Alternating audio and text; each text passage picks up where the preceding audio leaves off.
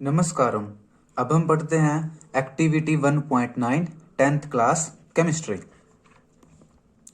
Take 3 iron nails and clean them by rubbing with sand paper. तो आप लोहे के 3 कील ले लीजिए, नेल्स ले लीजिए यानी लोहे के 3 कील ले लीजिए और उनको आप सैंड पेपर से क्लीन कर लीजिए, साफ कर लीजिए, रगड़ लीजिए। सैंड पेपर इसको रेगमार भी कहते हैं। ये एक खुरदरा सा वो कपड़े जैसा होता है एक paper, sand paper tough rough हो सा होता है। उससे आप कील को ऐसे रगड़ लीजिए। रगड़ने से क्या होता है, वो कीलों जो तीनों की तीनों जो आयरन नेल है वो चमक जाती है। अगर उन पे थोड़ा बहुत कुछ जंग लग रहा हो वो बिल्कुल साफ कर लीजिए, उनको चमका लीजिए, मतलब नई जैसी चमक जाएंगे वो सिल्वर कलर की। Take 2 test tubes marked as A and B. तो आप इस तरह की 2 टेस्ट ट्यूब ले लीजिए, एक पे नाम लिख लीजिए ए, एक पे नाम लिख लीजिए बी। ठीक है, तो यहां अभी एक ही दिखाई हुई है। अभी इस तरह से आप 2 टेस्ट ट्यूब ले लीजिए, आगे मैं 2 दिखाऊंगा। In each test tube take about 10 millilitre copper sulphate solution. तो आप दोनों टेस्ट ट्यूब में 10-10 ml 10 ml 10-10 ml copper sulphate का सॉल्यूशन डाल लीजिए। कॉपर सल्फेट, इसका केमिकल फॉर्मूला होता है CuSO4। ये नीले रंग का एक कंपाउंड होता है, इसको पानी में घोल लीजिए तो मतलब सॉल्यूशन बना लीजिए। तो 10-10 ml सॉल्यूशन, ये अब कैसा होता है, ये नीले रंग का पानी होगा, नीले रंग का सॉल्यूशन होगा। दोनों ए और बी दोनों टेस्ट ट्यूब में डाल लीजिए। Tie 2 iron nails with a thread and immerse them carefully in the copper sulphate solution in test tube B for about 20 minutes. देखो याद कीजिए, हमने 3 लोहे की कीलें ली हुई है। 3 लोहे कीलों में से एक को तो अलग रख लो और 2 कीलों को एक रस्सी के साथ, धागे के साथ बांध लीजिए। और उन दोनों कीलों को क्या करो, एक टेस्ट ट्यूब में ऐसे लटका लो, जैसे इसमें लटका लिया। ये आयरन का स्टैंड है, लोहे का स्टैंड है। ठीक है, आपने केमिस्ट्री लैब में देखा होगा। ठीक है, यहाँ पर पकड़ने के लिए लगा होता है ये, और इसके बीच में अपने टेस्ट ट्यूब पकड़ी हुई है। तो आप इन दोनों कीलों को एक धागे के साथ बांध करके, ठीक है, और इनको सॉल्यूशन में लटका लीजिए। ठीक है, तो कौन सी सॉल्यूशन में लटकाना, देखो आपने 2 टेस्ट ट्यूब में कॉपर सल्फेट लिया था, एक का नाम आपने ए रखा था, एक का बी रखा था। तो आप एक टेस्ट ट्यूब में रख लो, जैसे इसमें दिखाया हुआ है कि आप जिसको अपने टेस्ट ट्यूब बी नाम दिया था, तो जिसको अपने टेस्ट ट्यूब बी नाम दिया था उसमें तो कीलों को लटका लो और टेस्ट ट्यूब ए को ऐसे रखा रहने दो। ये 2 टेस्ट ट्यूब क्यों भरवाए हैं, ये इसलिए भरवाए हैं क्योंकि लास्ट में ना हम कलर का कंपैरिजन करेंगे कि किसमें कलर का चेंज कितना आया। तो इसमें एक रिएक्शन होगी और कलर में चेंज आएगा, वो हम मापेंगे कि भाई ओरिजिनल से कितना चेंज आया। तो इसलिए आपने ए टेस्ट ट्यूब को तो एज इट इज रखना है, उसको छेड़ना नहीं है। और बी टेस्ट ट्यूब में 2 लोहे की कीलों को इस थ्रेड से लटका लो। Keep 1 iron nail aside for comparison. कहता है जो तीसरी कील है उसको आप साइड में रख लो, क्योंकि उस कील के साथ भी हमें कंपैरिजन करना है।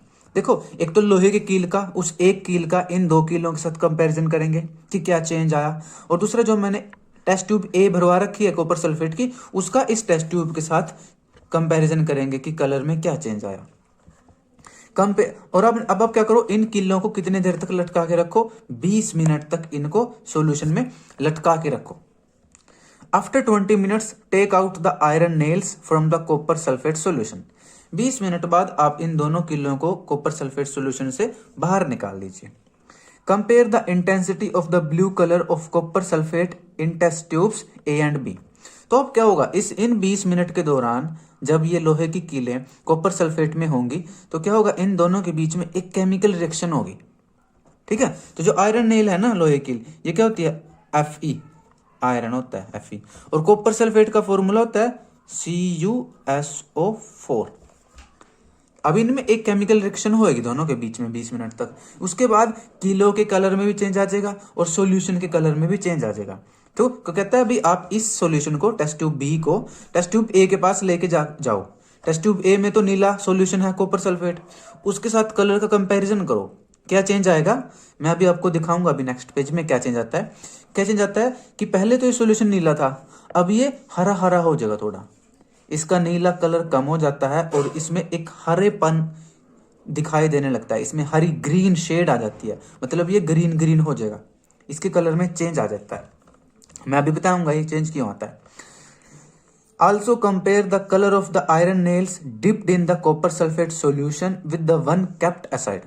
कहते हैं आप जो 2 कील आपने कॉपर सल्फेट में डाल रखी थी सॉल्यूशन में 20 मिनट के लिए, और 1 कील जो बाहर रखी हुई थी, इन दोनों का भी आपस में कलर कंपैरिजन कीजिए, क्या कलर कंपैरिजन होता है। तो अभी मैं वो भी दिखाऊंगा फोटो। तो क्या कलर कंपैरिजन होता है, जो कील हमने बाहर रखी थी वो तो नई नई सिल्वर जैसी, चांदी जैसी चमकदार होती है, लेकिन 2 कीलें जो सॉल्यूशन में डुबा रखी थी, ये कीलें रेडिश रेडिश हो जाती हैं, ब्राउनिश ब्राउनिश हो जाती है। रेडिश तो नहीं कहेंगे, ब्राउनिश भूरे रंग की हो जाती है, क्योंकि इनके अंदर भी एक केमिकल चेंज आ जाता है। एक ये सब का सब क्या है, केमिकल रिएक्शन के कारण होता है।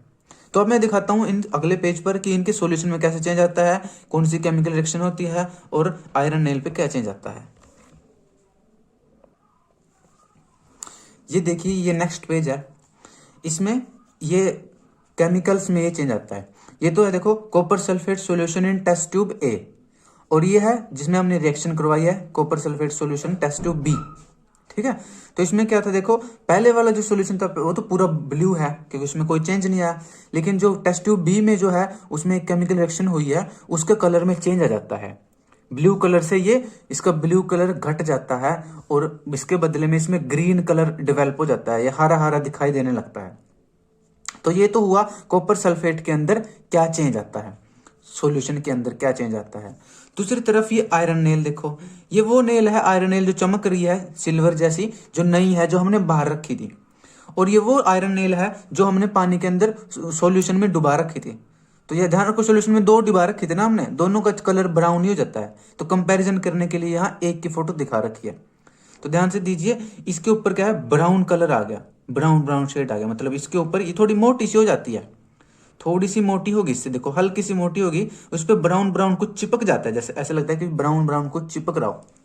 ठीक है, अब हम बात करते हैं कि ऐसा होता क्यों है। दरअसल यहाँ टेस्ट ट्यूब के अंदर, इस टेस्ट ट्यूब के अंदर एक केमिकल रिएक्शन हुई है, आपने इसमें लोहा की कील डाल रखी थी, यानी कि वो क्या होता है, आयरन Fe, और सॉल्यूशन था कॉपर सल्फेट सॉल्यूशन। ये कैसा था, ब्लू कलर का था ये। ठीक है, ये क्या था, ब्लू कलर का था, लेकिन इनमें एक रिएक्शन हो जाती है। कैसे, जो आयरन मेटल है ये कॉपर मेटल से ज्यादा रिएक्टिव होती है। ठीक है, तो हमेशा केमिकल रिएक्शन में ऐसा होता है, ज्यादा रिएक्टिव मेटल कम रिएक्टिव मेटल को डिस्प्लेस कर देती है और उसकी जगह पर खुद आ जाती है। ये ऐसी बात है कि मान लो आप बैठे हो और एक कोई पावरफुल आदमी है, ठीक है, और मतलब एक वीक आदमी है, एक पावरफुल है, तो पावरफुल क्या करेगा, वीक वाले आदमी को उसके बेंच से उठा देगा और उसकी जगह खुद बैठ जाएगा। तो वैसा ही है। तो आयरन क्या है, ज्यादा रिएक्टिव है, कॉपर क्या है, कम रिएक्टिव है। तो आयरन का एटम कॉपर के एटम को डिस्प्लेस कर देता है और कॉपर को बाहर निकाल देता है और सल्फेट के साथ खुद जुड़ जाता है। तो देखिए क्या बन गया, आयरन सल्फेट बन गया। ठीक है, और कॉपर बाहर निकल जाता है, ये डिस्प्लेस हो जाता है, बाहर निकल जाता है। तो आयरन सल्फेट। अब आयरन सल्फेट क्या है, ग्रीन कलर का होता है। ठीक है, इसलिए पहले तो यहाँ कॉपर सल्फेट था, नीला कलर था, बाद में यहाँ आयरन सल्फेट बन चुका है, इसलिए इसका रंग नीला रंग कम हो जाता है, ग्रीन कलर आ जाता है, ग्रीन ग्रीन। ठीक है, तो ये समझ में आया कि इस सॉल्यूशन में क्यों कलर चेंज होता है। अब बात आती है आयरन नेल पे क्या चेंज आता है। आयरन नेल पे क्या चेंज आता है, जो आयरन की कील है ना, इसके ऊपर से आयरन तो घटता चला जाएगा। ठीक है, आयरन तो धीरे धीरे घटता चला जाएगा। ठीक है, हमें पहले कह रहा था कि ज्यादा मोटी मतलब ज्यादा मोटी तो नहीं होती है, क्योंकि इसमें से आयरन कम होता है ना, तो आयरन कम होता जाएगा। लेकिन एक चीज पे जुड़ती जाएगी, वो क्या, कॉपर। कॉपर क्या होता है, तांबा कहते हैं इसको, तांबा इस पे चढ़ता जाएगा। मतलब इस कील में से आयरन तो निकल के कहाँ आ रहा, सोल्यूशन में, और सोल्यूशन में कॉपर है, वो कॉपर निकल के सोल्यूशन में से लोहे कील के ऊपर चिपक जाता है। और कॉपर तांबा आपने देखा है ब्राउन ब्राउन से कलर का होता है, बिजली की तारों में भी होता है ब्राउन ब्राउन कलर का, तांबे के बर्तन भी आपने देखे होंगे। तो इसलिए जो ये लोहे की नई नई कील थी, जिसका पहले सिल्वर जैसी चमक रही थी, वो बाद में इसका के ऊपर तांबा चढ़ जाता है, कॉपर के एटम चिपक जाते हैं, इसलिए इसका कलर भी ब्राउन हो जाता है। तो आए समझ में कि कील के कलर क्यों चेंज हो जाता है, क्योंकि इस पर ब्राउन कॉपर चढ़ जाता है, इसलिए कील का कलर भी ब्राउन हो जाता है।